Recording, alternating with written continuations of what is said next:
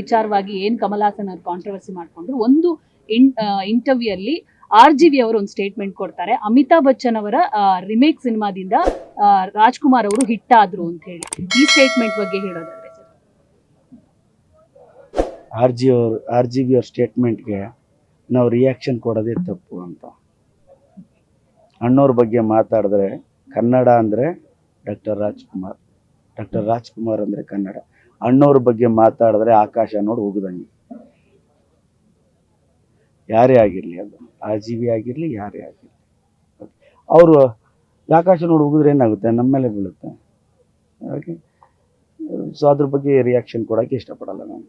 ಅದೇನು ರಿಯಾಕ್ಷನ್ ಕೊಡೋಂಥ ಇದು ಅಲ್ಲ RGV.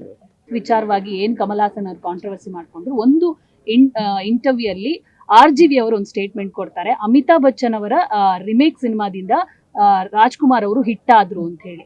ಈ ಸ್ಟೇಟ್ಮೆಂಟ್ ಬಗ್ಗೆ ಹೇಳೋದಾದ್ರೆ ಸರ್. RGV ಅವ್ರ ಸ್ಟೇಟ್ಮೆಂಟ್ಗೆ ನಾವು ರಿಯಾಕ್ಷನ್ ಕೊಡೋದೇ ತಪ್ಪು ಅಂತ. ಅಣ್ಣವ್ರ ಬಗ್ಗೆ ಮಾತಾಡಿದ್ರೆ ಕನ್ನಡ ಅಂದರೆ ಡಾಕ್ಟರ್ ರಾಜ್ಕುಮಾರ್ ಅಂದರೆ ಕನ್ನಡ.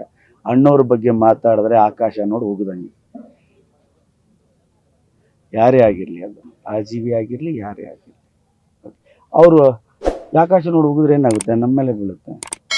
ಹಾಗೆ ಸೊ ಅದ್ರ ಬಗ್ಗೆ ರಿಯಾಕ್ಷನ್ ಕೊಡೋಕ್ಕೆ ಇಷ್ಟಪಡಲ್ಲ ನಾನು. ಅದೇನು ರಿಯಾಕ್ಷನ್ ಕೊಡೋಂಥ ಇದು ಅಲ್ಲ RGV. ಲೇಟೆಸ್ಟ್ ಹಾಗೂ ಇಂಟ್ರೆಸ್ಟಿಂಗ್ ಸುದ್ದಿಗಳಿಗಾಗಿ ಬಾಸ್ ಟಿವಿ ಕನ್ನಡ ಚಾನೆಲ್ನ ಸಬ್ಸ್ಕ್ರೈಬ್ ಮಾಡಿ. ಹಾಗೆಯೇ ಬೆಲ್ ಐಕಾನ್ ಪ್ರೆಸ್ ಮಾಡಿ.